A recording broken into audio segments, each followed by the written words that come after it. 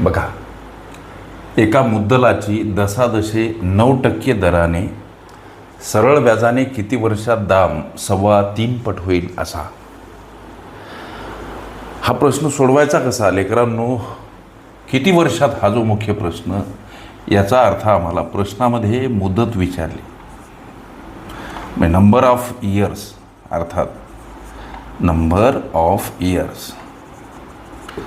मग आता याला काढण्यासाठी एक साधं आणि सोपं, प्रश्नामध्ये जेव्हा व्याजाचा दर दर्शवलेला असतो तेव्हा मुदत काढण्यासाठीचं साधं आणि सोपं सूत्र 100 कंसामध्ये पट वजा 1 छेदस्थानी प्रश्नामध्ये दर्शवलेला व्याजाचा दर.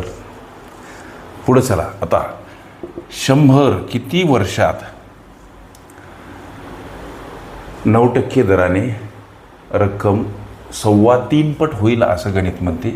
हे 3.25 पट गोष्टी लक्षात घ्या. 3.25 पट म्हणजे मांडतात कसे तर 3 अधिक 1/4. 1/4 म्हणजे पावभाग. 3.25 पट म्हणजे 3 आणि 1 पाव म्हणजे 3.25. हे झाले 3 आणि हे पाव. 3 आणि पाव म्हणजे 3.25. याला अंशाधिक अपूर्णांकात रूपांतरित करत असताना छेदाने पूर्णांकाला गुणायचं असते. त्यामध्ये अधिक असेल अंश मिळवायचा असतो, वजा असेल अंश वजा करायचा असतो. लेकरांनो, ह्या काही गणितीय गुणधर्माच्या गोष्टी प्रत्येक गणितासोबत असलेल्या आम्ही लक्षात ठेवल्या पाहिजे. म्हणजे 4 × 12 = 13 छेदस्थानी 4.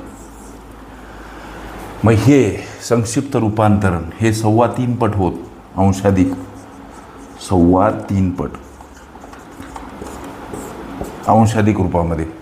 मग हे 13/4 म्हणजे 3.25 पट. पटीच्या ठिकाणी सूत्र सांगते त्याप्रमाणे वजा 1. आता दर 9% आहे म्हणून इथं 9.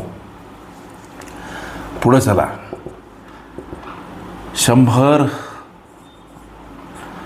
13/4 वजा 1 हा सुद्धा पूर्णांकयुक्त अपूर्णांक याचा अंशाधिक रूपांतरण करत असताना छेदाने पूर्णांकाला गुणा, वजा असेल अंश वजा करा, अधिक असेल अधिक करा, छेदस्थानी छेद जसाच्या तसा मांडा.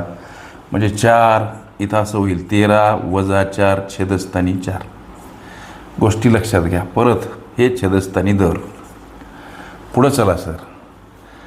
आता लेकरांनो, 100 अंशातील वजाबाकी 9 आणि 4 13 होतात म्हणजे 9 छेदस्थानी 4. आता छेदस्थानी हे 9.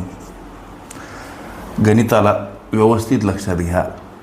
100 सोबत हे पद 9/4 गुणिले आहेत, छेदस्थानी 9.